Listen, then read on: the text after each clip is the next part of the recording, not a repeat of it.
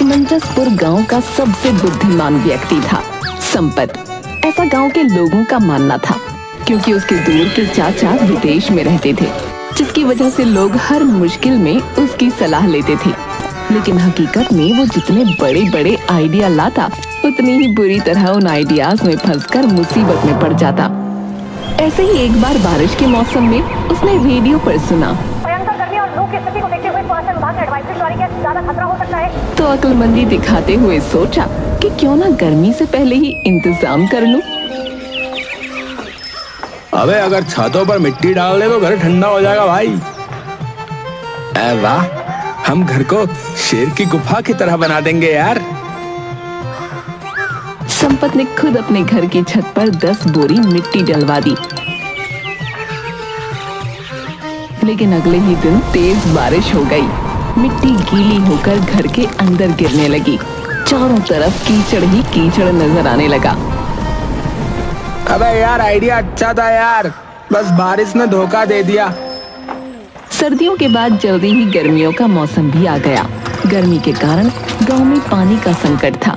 नल सूख चुके थे, कुएं का जल स्तर नीचे चला गया था और तालाब भी उबल रहा था। गांव वाले बूंद बूंद पानी बचाकर रखते थे, लेकिन संपत को तो अपनी बुद्धिमानी दिखानी थी। गांव के बुजुर्ग रामलाल काका अपनी खाट पर लेटे हुए पसीना पसीना हो रहे थे। उनके पास बैठे थे मुकेश, संपत और पप्पू। गर्मी में सबसे बड़ी समस्या थी बिजली का जाना। रात को जैसे ही सब सोने की कोशिश करते, बिजली गुल हो जाती और पूरा गांव पसीने से तरबतर हो जाता। अब लगता है यार, गांव की बिजली भी हमारे साथ गर्मी की छुट्टियां मना रही है यार। सब हाथ पंखे लेकर हवा करने लगे, लेकिन ज्यादा देर तक हवा करना भी मुश्किल था। मेरा पंखा असली खजूर के पत्तों से बना है, इससे ज्यादा ठंडक आती है। अरे असली ठंडक तो बांस की चटाई वाले पंखे से आती है। हमारे समय में मोर पंखी पंखा होता था, वो सबसे बढ़िया था। अबे ये पंखा पुराण सुनाने की जगह कोई मुझे ही हिला दो, है? शायद ठंडक मिल जाए। अरे ये कौन सा जुल्म आ पड़ा है भैया। ऐसी गर्मी तो हमने अपने जमाने में कभी भी नहीं देखी। काका हो काका, आप हर साल यही बोलते रहते हो। अरे पगले, पहले वाली गर्मी में और इस वाली गर्मी में जमीन आसमान का फर्क है बे। पहले सूरज इज्जत करता था, अब तो सीधा चमड़ी झुलसाने पे उतर आया है। हाँ चाचा, गांव के बच्चे जो दिन भर खेतों में खेला करते थे, अब नीम के पेड़ की छांव में दुबके पड़े हैं। कोई भी बाहर जाने की हिम्मत नहीं कर रहा। गांव में पानी का संकट इतना बढ़ गया है कि अब लोग चोरी चोरी दूसरों के घरों से पानी चुराने लगे। अरे ये तो बड़ी बुरी बात है यार। वैसे मैंने भी सुना है कि कल कोई आधी रात को पड़ोसी के नल से पानी भर रहा था और कोई गुपचुप जाकर दूसरे के घड़े से लोटे लोटे पानी निकाल रहा था। इसका ना बंदोबस्त करना ही पड़ेगा, बता रहा हूँ। पड़ा पड़ा सोता ही रहेगा कि पानी की व्यवस्था करेगा, मूर्ख कहीं के। अरे माँ, तुम समझती क्यों नहीं हो? मुझ पर सारे गांव की जिम्मेदारी है, समझा करो। ठीक है, तो मैं प्यासी ही मर जाती हूँ। सुबह पानी के टैंकर से सबने पानी भर लिया, पर तू आलसी सोता रहा। अरे अगर मैं रात के अंधेरे में चोरी चोरी पानी भर लूं तो कोई पकड़ेगा ही नहीं है।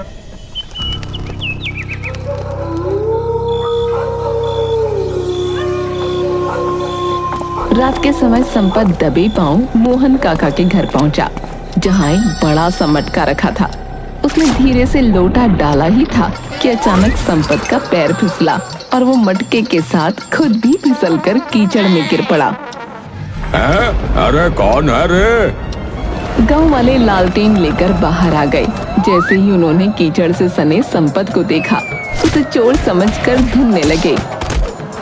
अरे अरे मोरी भैया, कमर टूट गई रे। अरे ये तो अपना संपत है, तू यहाँ क्या कर रहा है रे? चाची, मैं बस देख रहा था कि आपका मटका जो है सुरक्षित तो है। अबे मटके को देख रहा था या नहाने आया था? हाय दैया, मैंने तो पानी लाने को कहा था और तू नहाने ही बैठ गया। अरे पूरे गांव की जिम्मेदारी है ना मेरे ऊपर। संपत के बहाने सुनकर सब हंसने लगे। आखिरकार संपत पकड़ा गया। संपत की अच्छी पूजा की गई। दूसरी तरफ कुछ ही दिनों बाद ऐसी गर्मी में गांव की बिजली भी कट हो गई। संपत ने फिर सबको समझाते हुए कहा, अरे भाइयों, मेरे चाचा विदेश में है, विदेश में सारी जिम्मेदारी मेरी है। ऐसे मौकों पर विदेशी सरकार के खिलाफ आवाज उठाते हैं। तो देर किस बात की है संपत, चलो आज ही चलते हैं। उसकी अगुवाई में सभी गांव वाले झुंड बनाकर बिजली ऑफिस पहुंचे और बिजली बाबू के खिलाफ नारे लगाने लगे।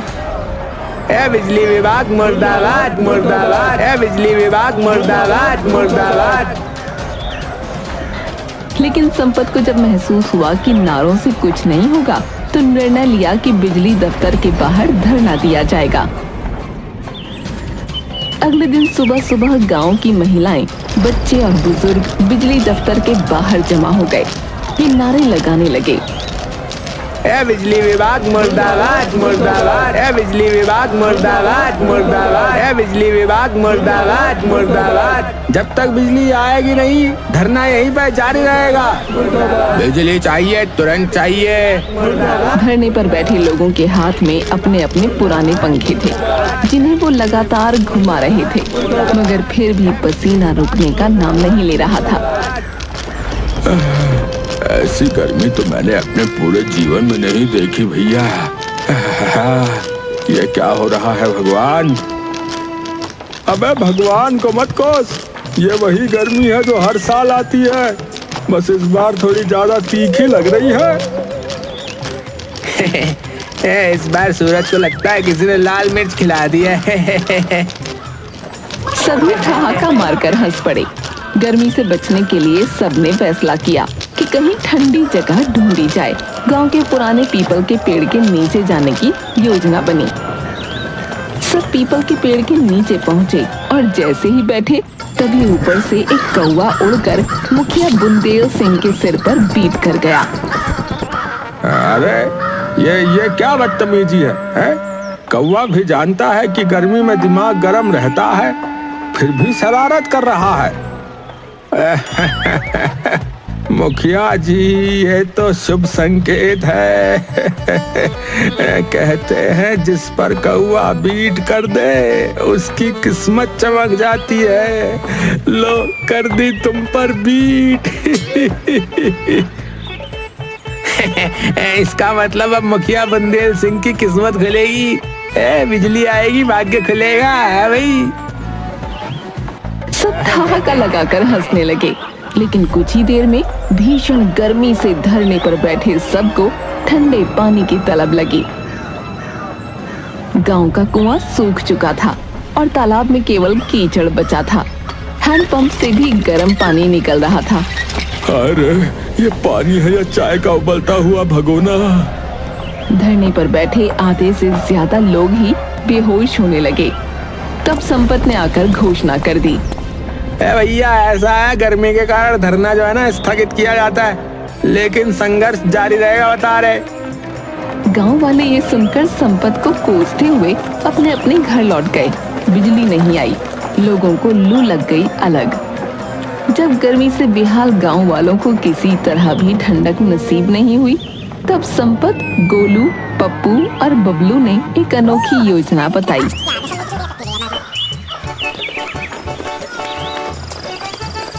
ये देखो भाई, शहर में लोग ना फ्रिज में ठंडा शरबत बनाते हैं, समझे? लेकिन संपत बेटा, अब बिजली तो है नहीं गांव में। अरे काका, ये पूरे गांव की जिम्मेदारी है मुझ पे, समझे? कुछ तो सोचना ही पड़ेगा ना, भला आप लोगों को ऐसे कैसे छोड़ सकते हैं? संपत ने फिर गांव को ठंडा शरबत उपलब्ध कराने के लिए एक अनोखी योजना बनाई। काका, क्यों ना तालाब को शरबत से भर दिया जाए, इससे लोगों को राहत मिलेगी। हैं? पर ये कैसे हो सकता है बेटा? मेरे चाचा विदेश में रहते हैं, वो जब गर्मी पड़ती है ना, तो वो अपने तालाबों को शरबत से भर देते हैं, फिर आनंद ही आनंद हो जाता है। मुझे लगता है अगर नींबू पानी को शरबत बना सकता है तो तालाब के पानी को भी शरबत बना देगा। वाह, बिल्कुल बिल्कुल सही कहा, बिल्कुल। पूरा तालाब नींबू पानी बन जाएगा, हैं? संपत ने सच में 50 नींबू तालाब में निचोड़ दिए, जिससे पानी का स्वाद तो नहीं बदला, लेकिन तालाब में रहने वाली मछलियां मरने लगीं। अरे संपत, तू तालाब में शरबत बनाने आया था या मछलियों का कब्रिस्तान बनाने रे? बेटा, कुछ तो दिमाग लगाया कर, है? तुझ पर जो है सबकी जिम्मेदारी है। आखिर तेरे चाचा यूं ही तो विदेश नहीं चले गए, उनका खून है तू, उन्हीं की तरह बुद्धिमानी के उपाय लगाया कर। लगता है चाचा कुछ गड़बड़ हो गई। चाचा ये देसी मछलियां कुछ समझती नहीं है, विदेशी मछलियां तो आराम से शरबत पीती हैं। इसी बीच ललिता ताई की बेटी छबीली की शादी होने वाली थी। छबीली संपत को बहुत पसंद करती थी, पर बेचारा चुप रहता था। एक दिन जब गर्मी में ताई की बेटी को लड़के वाले देखने आए, तब ताई बोली, बेटा, इस गांव की जिम्मेदारी तेरी है। इस गर्मी में कल घर मेहमान आ रहे हैं और बिजली भी कटी हुई है। बेटा तू ही कुछ कर, बात छबीली के रिश्ते की है। अरे वाला, ये भी कोई कहने की बात है ताई, है? तू चिंता न कर, सब हो जाएगा। संपत ने मेहमानों की व्यवस्था गांव के मुख्यालय में कर दी और चारों तरफ मोटे पर्दे लगा दिए। बाहर चलने वाली तेज लू के कारण हॉल के गीले पर्दे हवा से ठंडे हो गए। अंदर भी हाथ से खींचने वाले पंखे लगवाए गए थे, जिनके कारण मेहमानों को कुछ परेशानी न हुई। तब लड़का बोला, बापू, मैं तो कहूँ कि कुछ दिन यहीं रुक जाते हैं, ठंडी ठंडी हवा में कम से कम सोने को मिल रहा है, वरना ये ठाट अपने गांव में कहाँ है। ललिता बहन, आपने तो मेरे बेटे की इतनी सेवा कर दी है कि अभी तो वो इस गांव में 1-2 दिन और रहना चाहता है। तो फिर आप 1 दिन की और व्यवस्था कर दीजिए, हम 2 दिन में चले जाएंगे हैं। उसकी बातें सुनते ही ललिता ताई और संपत दोनों के होश उड़ गए, क्योंकि ना तो पंखा चलने वाले लड़के और ना ही मर्दों को गीला करने वाले लोग मौजूद थे। गांव में पानी की कमी थी, इसलिए किसी को भी संपत का ये आइडिया पसंद नहीं आ रहा था। कुछ घंटे की बात कहकर संपत ने सबको मनाया था, पर फिर पूरी रात ये कार्यक्रम करना खेल नहीं था।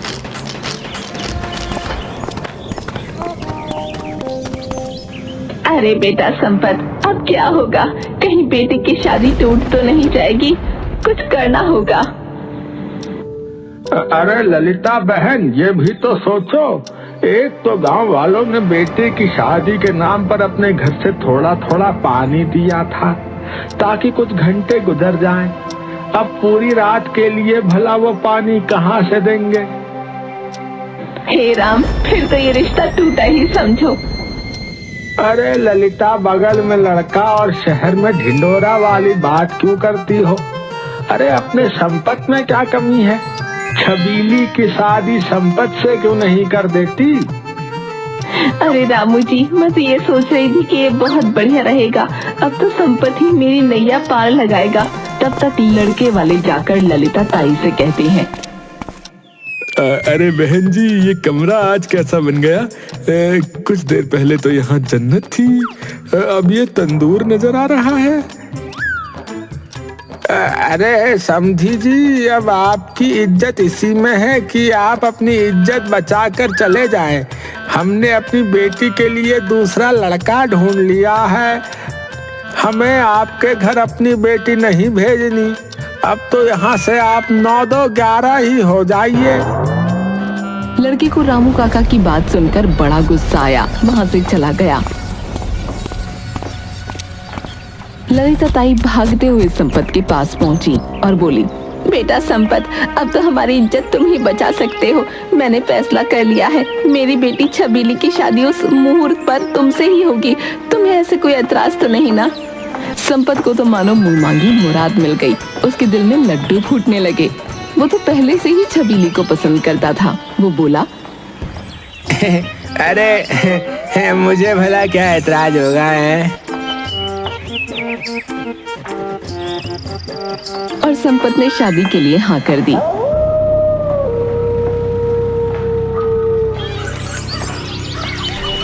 और शादी वाले दिन बारात निकलने से पहले संपत के चाचा ने माथे से पसीना पोंछते हुए गरजते हुए कहा, बारात नहीं निकलेगी, हाँ नहीं निकलेगी।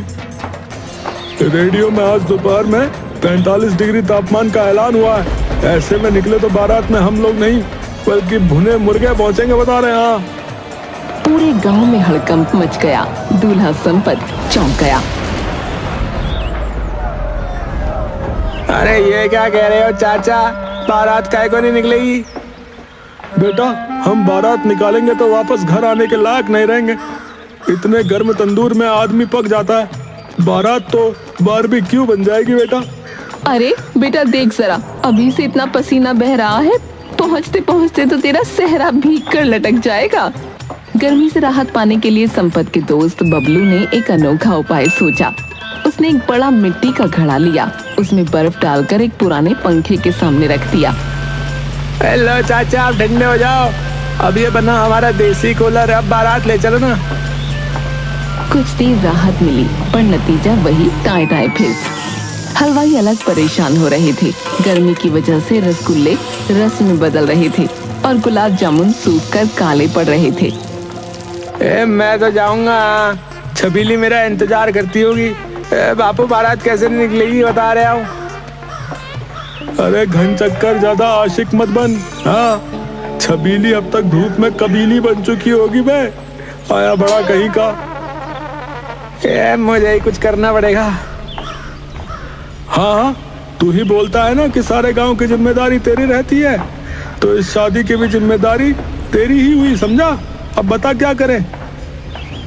बुरा मत मानो चाचा, तो एक बात कहूँ, अगर घोड़ी को गीले कपड़े से ढक दे तो शायद वो गर्मी बर्दाश्त कर ले। संपत की बात सबको ठीक लगी। संपत को घोड़ी पर बैठाकर जैसे ही घोड़ी पर पानी डाला गया, गर्मी में परेशान पानी से भीगी घोड़ी बिदक गई और सीधा भाग निकली। कुछ ही दूर पर दूल्हा संपत भी पड़ा नजर आ रहा था और चाचा जी भी घोड़ी को पकड़ने के चक्कर में खुद अपनी धोती को फंसाकर चारों खाने चित्त हो गए। किसी तरह उन्हें घर लाया गया और उस दिन उन्हीं की बात होती रही। अगले दिन सभी औरतें बातें करने लगीं। अरे यहाँ जो कुछ हुआ सो हुआ। बहनों सुना है गांव में पानी की इतनी किल्लत हो गई है कि लोगों को घंटों लाइन में लगना पड़ता है। लेकिन कुछ लोगों ने नया तरीका निकाल लिया, वे नल के पास ही चटाई बिछाकर बैठने लगे हैं। अरे तो फिर हमें देर नहीं करनी चाहिए। फुलवा चाची, ललिता ताई और संपत की अम्मा ने नल के पास अपनी अपनी जगह पक्की कर ली। सुबह से शाम तक वहीं बैठकर वे नल पर आने वाले हर इंसान की खबर लेती।